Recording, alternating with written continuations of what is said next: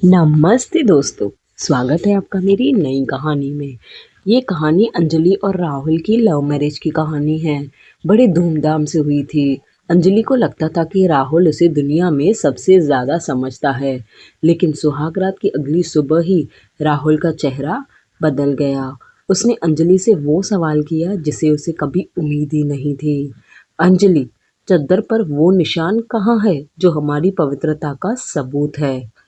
ये सुन के अंजलि तो दंग रह गई।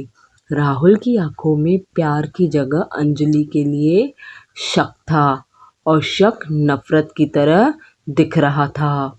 अंजलि का दिल ये सुनकर चकनाचूर हो गया कि उसका पति उसे क्या समझता है।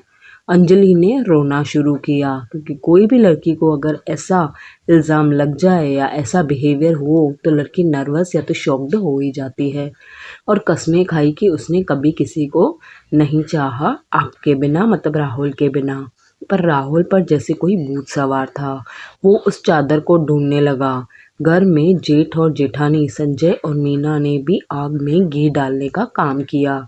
मीना ने कहा, शहर की लड़कियों का चरित्र इस चादर पे दिख रहा है। राहुल ने अंजलि को चुना तक बंद कर दिया और उसे एक गुनहगार की तरह देखने लगा। प्यार की वो सारी मीठी बातें जहरीली तानों में बदल चुकी थीं।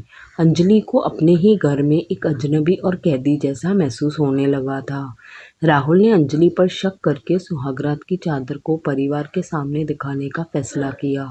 अंजलि के लिए ये उसकी इज्जत का सबसे बड़ा जनाजा निकलने जैसा था, मतलब मौत होने जैसा था। कोई भी इंसान जलील करे परिवार के सामने, इससे ज़्यादा गंदी फीलिंग कुछ नहीं होती है।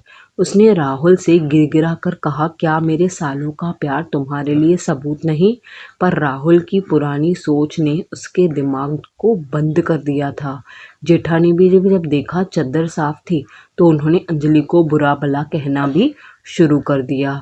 अक्सर औरत ही औरत की दुश्मन होती है।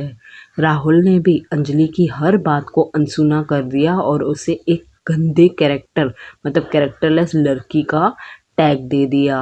अंजलि को एहसास हुआ कि उसका पति उसके दिल से नहीं बल्कि उस चद्दर पर के निशान से प्यार करता है। इज्जत का सवाल और फैसला। अंजलि का प्यार पर से हमेशा के लिए भरोसा टूट गया, पर वो पछताई नहीं। उसने समझ लिया था कि जिस रिश्ते में चरित्रता का इम्तिहान हो, एग्ज़ाम हो, वहाँ सुकून नहीं मिल सकता। मीना ने कहा, बिना सबूत के हम तुम पर भरोसा कैसे करें? राहुल भी चुप रहा। उसने अपनी बीवी के लिए बोलने की हिम्मत ही नहीं की। जेठानी भी कैसे सवाल पूछ लेती है, उसे तो उस देवरानी को समझना चाहिए, औरत ही औरत को समझना चाहिए, पर नहीं। हमारे इंडियन समाज, हमारी इंडियन सोसाइटी में अक्सर ऐसा ही होता है। अंजलि ने अपने गहने और बैग उठाए और जाने की तैयारी कर ली। तुम्हें सबूत नहीं मिला, पर तुमने अपनी बीवी की इज्जत हमेशा के लिए खो दी, अंजलि ने कहा। अंजलि ने अपने माँ बाप को पास वापस जाने का फैसला किया और राहुल को उसकी गंदी सोच के साथ छोड़ दिया।